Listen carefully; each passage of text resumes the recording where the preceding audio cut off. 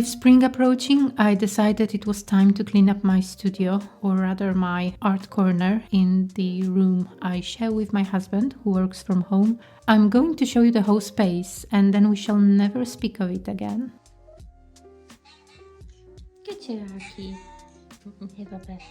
I don't have a spectacular setup, but my art corner is my little refuge. I like to keep it aesthetically pleasing by my standards and relatively organized. Over the past 2 months, I started accumulating things on the floor, which created a bit of chaos. Eventually, I didn't want to spend time there anymore, and whenever that happens, I know something has to change. My biggest inspiration was realizing I had all this unused space under my couch that I totally forgot about. Up until now, I had been using it to store other storage IKEA solutions and decided to continue the tradition by storing all my empty boxes as well. Because as a millennial, I simply cannot get rid of empty boxes. They might be useful one day. So I decided to put that space to better use, organizing my tech, tripods. In that moment, I was obviously using them, and of course my empty box collection. And an occasional cat.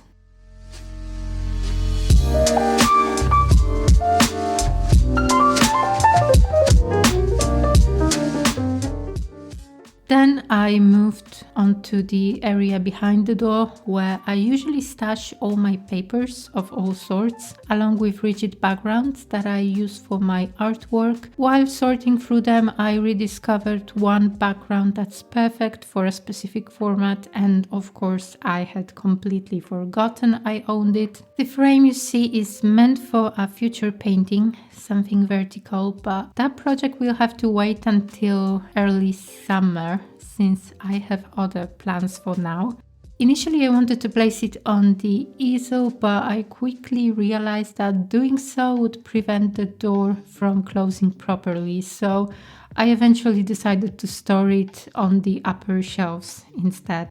And here's my small box for storing acrylic paints. I don't use them often, mostly for DIY projects or the occasional sketch. I've never really connected with acrylics, though I occasionally try to change my mind, but something about the way they blend just doesn't work for me. As I was organizing my shelves, which by the way are incredibly handy for keeping work in progress pieces off the ground, I felt guilty about an oil painting that has been in progress for I don't know even how long, 3 years maybe. Will I finally finish it this year? Honestly, I have no idea.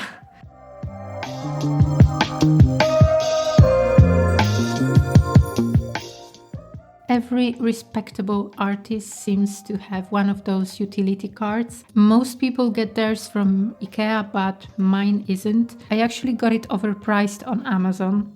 At the top, I obviously keep my brushes. I had to take them all out because I wanted to clean the bottom of the containers, so I vacuumed inside. I decided to take a quick look inside the box underneath. This is where I keep all my painting mediums. I'm one of those people who buy mediums before even finishing a piece, because what if the world ends tomorrow and I won't be able to varnish my painting? So unsurprisingly, I found various varnishes, including an oil paint varnish and even one that's supposed to age a painting, because of course I needed that in that particular moment. Moving back to the top, I also keep my jars here, which I mainly use for water, as well as my microphone. Then there's this kitchen tissue holder that I had no idea what to do with for the longest time.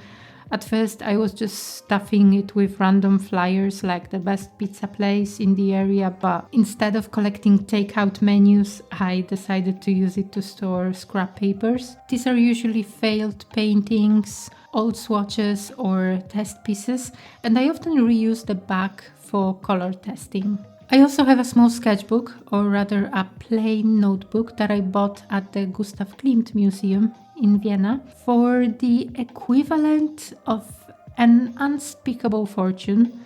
People spend ridiculous amounts on designer bags, but compared to us artists, they have no idea how cheap their fancy bags are next to museum merch. That said, I do love it. My initial idea was to fill it with sketches inspired by Klimt's artwork. When that will actually happen, though, is another question entirely. Eventually, I get to it. At the very bottom, I keep some bigger bottles of solvents for my oil painting because obviously I paint with oils almost every single day. And now we are moving on to the most disappointing part of this video. So I have this softbox light because, as you've probably noticed, my little corner is a bit on the dark side. We have just one window and the sun only bothers to show up in the late afternoon, which is just great. So I usually rely on my softbox, which is always on my right side. At some point I thought it would be a great idea to mount it overhead. I bought a sturdy arm, attached the softbox, and well, then I realized I had completely messed up. If I placed it there, it would cover most of my mood board. If I put it higher, it would be too high because I like keeping the light close to my painting when I work. And honestly, it just didn't look the way I had imagined. In my head it was perfect, so in the end I just went back to the usual standalone softbox lamp at the right side of my desk. Is it annoying? A little, but I guess I'm used to it by now.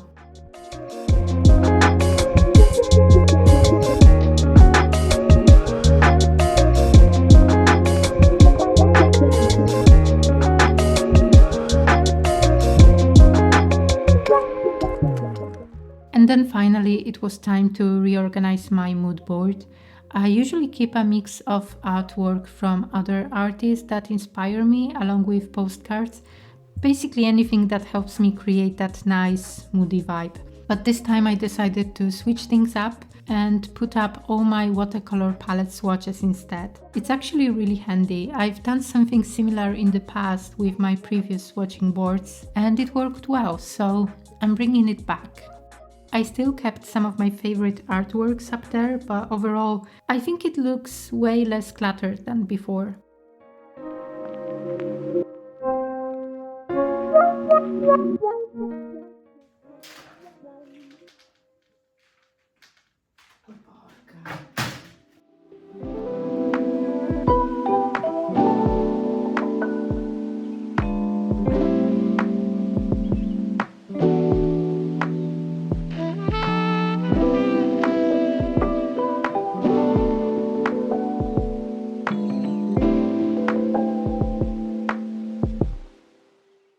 I also keep a few books on my desk, usually small pocket editions that include some classics like Hans Christian Andersen's fairy tales, the real version of his stories.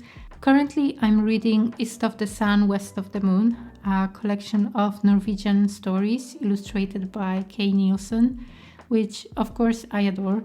In fact, I have some plans related to his art in the upcoming videos because I've been so inspired by his work.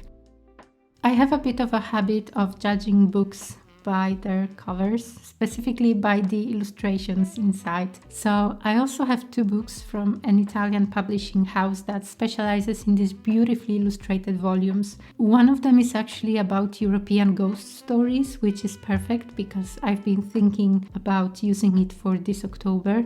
I wanted to do something with this book last October, but life had other plans. So this year I'm hoping to make some fun paintings inspired by the stories in it.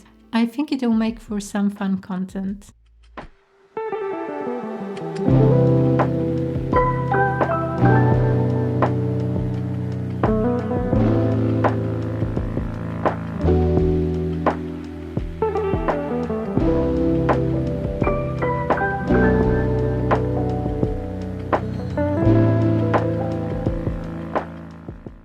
And finally, the last thing, and this actually happened on a different day. I hung up this lamp I bought on Etsy. It's 3D printed, and with that my studio is officially cleaned. I can really feel the shift in the overall mood. I'm so happy with the whole process. It's given the place a fresh, positive energy, and honestly, it's helped to clear my mind a bit. Thanks for watching, and if you haven't yet, consider subscribing. I'll see you very soon. Take care.